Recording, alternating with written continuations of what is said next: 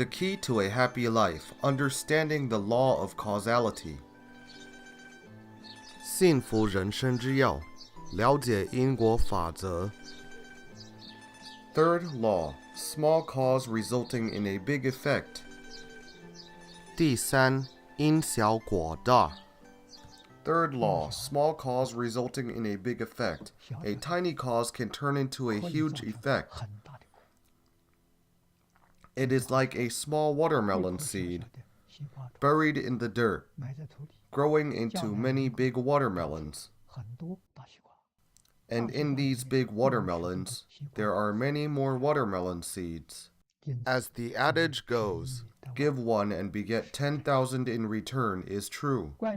Regarding this point, there is a story illustrated in the Buddhist sutras. When Buddha was on earth, there was an old servant of a Brahmin elder who took some spoiled food out of the house and was preparing to dump it out. The moment she went outside and saw the solemn image of the Buddha, deep and profound respect arose from her heart. She wanted to make an offering to Buddha, but all she had was the spoiled food in hand. How could she offer it to the noble Buddha?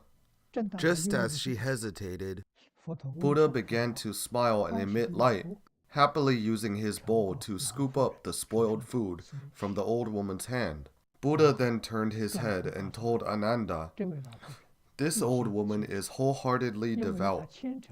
Because of the merit of her sincere offering to Buddha, in the future she will have 15 kalpas, such a long time, to enjoy happiness in heaven. And after the 15th kalpa, she would descend into the human realm, where she would have the karmic condition of being a monk." At this time, the old woman's master, the Brahmin elder, happened to walk out of the house. Hearing what Buddha said, he thought it was very incredible. Buddha then asked the Brahmin elder, "Have you ever seen other incredible things?" The elder replied, "Yes. One time we had 500 horse-drawn carriages traveling together. Because of the hot weather, we went to find a big tree to enjoy the shade. This big tree could cover all 500 carriages, and there was still extra shade left over. The size of the tree was truly unbelievable."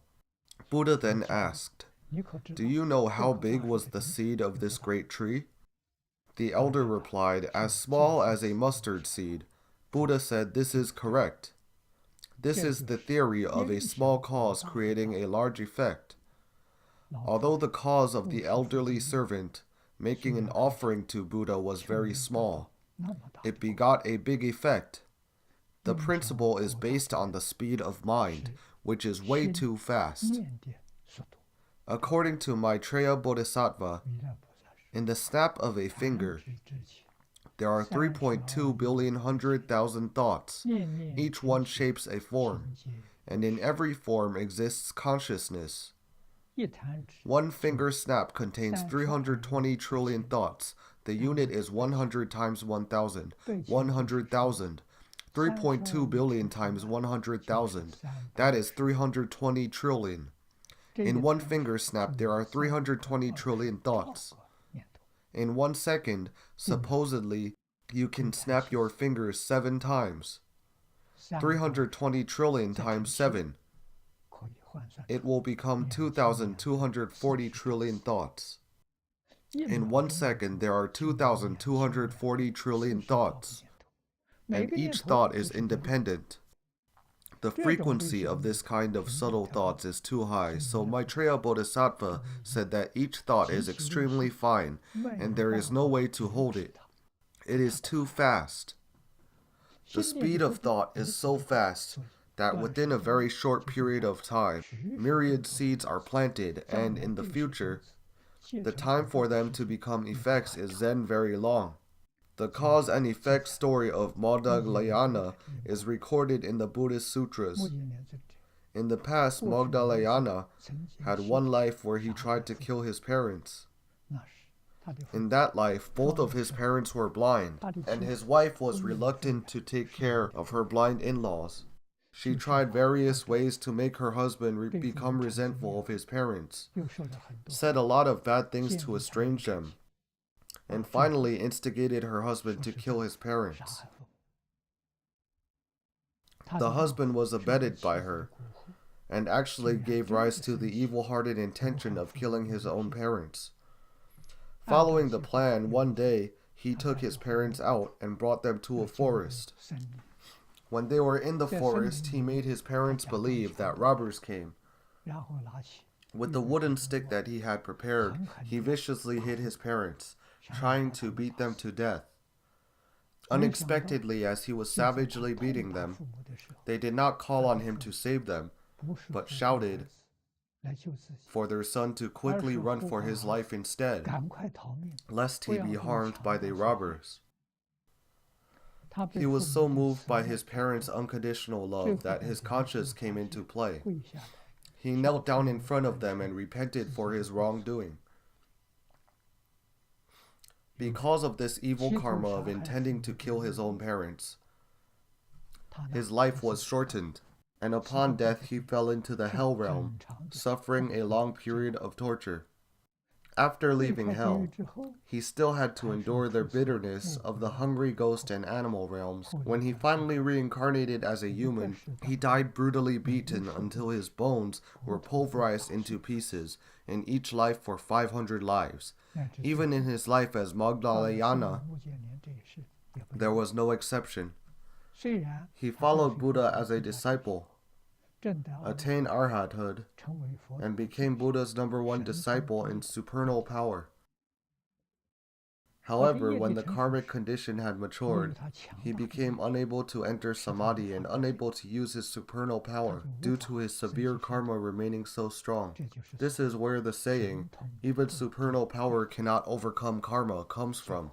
As a result, he was brutally beaten by a group of heretics until every bone in his body was broken into pieces, and thus entered nirvana.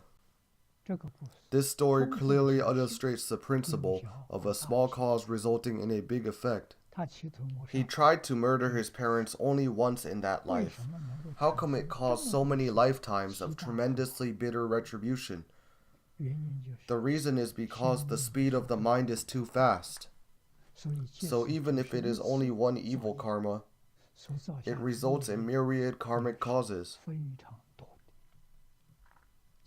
For example, if in that past life, he hit his parents for half an hour, according to Maitreya Bodhisattva's explanation, in a second, if one can snap his fingers 7 times, then in a second one can plant 2,240 trillion extremely evil karma by attempting to murder his parents, and multiplied by 1,800 times for half an hour.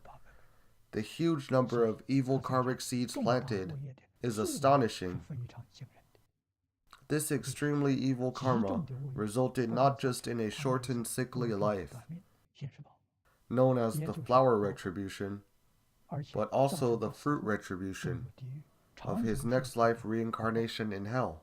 After finishing the sentence in hell, he was then reincarnated into the animal and the hungry ghost realms for the remainder retribution, and the next 500 lifetimes as a human, all ending with his bones beaten into pieces, were still the remainder retributions of this one past evil karma that he had created.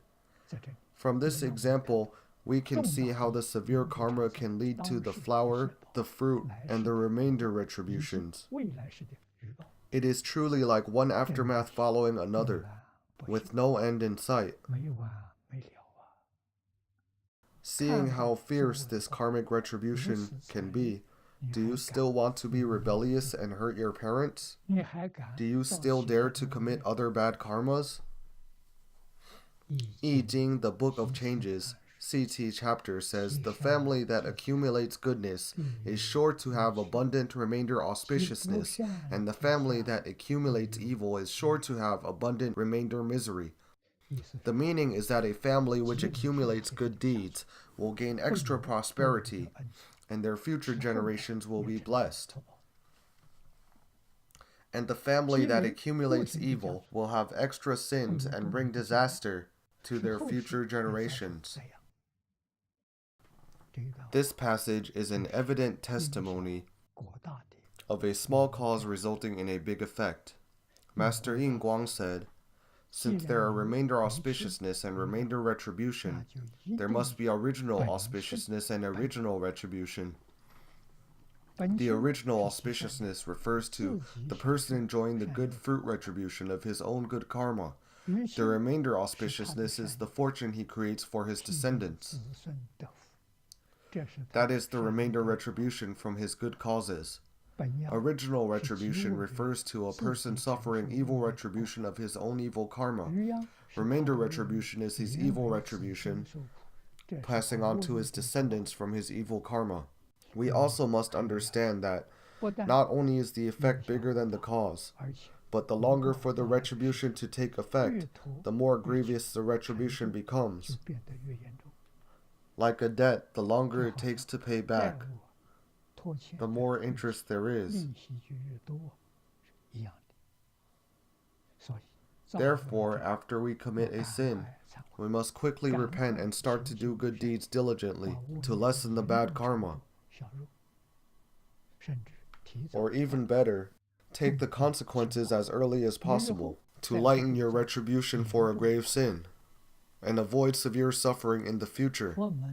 Buddhism has a saying, "Bodhisattvas fear the cause, while mortals are afraid only of the effect." Bodhisattvas here refer to the awakened ones who understand the principle of a small cause resulting in a big effect. They know after committing sins, the future retribution will be extremely horrific, so they remain vigilant and cautious. Do not dare to commit bad karmic causes. In regards to current bad retribution, Bodhisattvas know that it is brought upon from the bad karmic seeds of their past lives' transgressions, and that after taking the retribution it will be paid off. Since there is nothing to be scared of, Bodhisattvas can calmly accept the retribution, and will not arise affliction. This is accepting retribution as it comes, and never creating new evil karmas. Let the evil karma be resolved, in accordance with the condition. Do not plant more bad seeds, so you will not have to suffer new retribution. Mortals are deluded and bewildered. They only see bad retribution as scary. They spare no effort to escape retribution because they do not know the only way to avoid evil retribution is to stop creating bad karma. When a mortal suffers the evil retribution, his affliction arises. In order to escape evil retribution, he is not hesitant to sacrifice others to benefit himself, thus committing all sorts of evil karmas. After creating new evil karmas, he sees no imminent consequences, so he is not afraid to keep going. If he continues to create bad karma, the causal effects will become unbearably heavy. This is what Buddhas call a lamentable person. Due to the unawareness of causality, a mortal is constantly afflicted, creating bad causes and suffering from bad effects. After suffering, more affliction arises in him. He then creates more bad karma and suffers more again. Such a pattern repeats itself, making him endlessly transmigrated in the suffering sea of samsara.